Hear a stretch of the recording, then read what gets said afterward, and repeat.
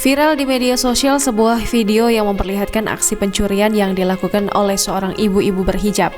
Dikutip dari akun Instagram @andreli_48 pada Sabtu 2 April 2022, peristiwa itu berlokasi di SD Negeri Tritih Kulon Cilacap.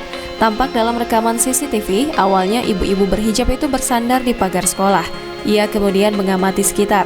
Setelah dirasa aman dan tak ada yang mencurigai gerak-geriknya, ia langsung melancarkan aksinya, yakni mencuri sepeda siswa SD yang ada di depannya.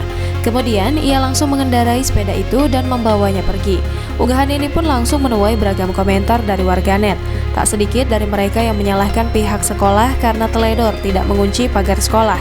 Namun, hingga kini belum diketahui sosok dan identitas dari ibu-ibu yang mencuri sepeda siswa SD Negeri Tritih Kulon Cilacap tersebut. Tapi, unggahan ini telah disukai lebih dari 170 warganet dan dikomentari lebih dari 8 warganet pengguna media sosial Instagram.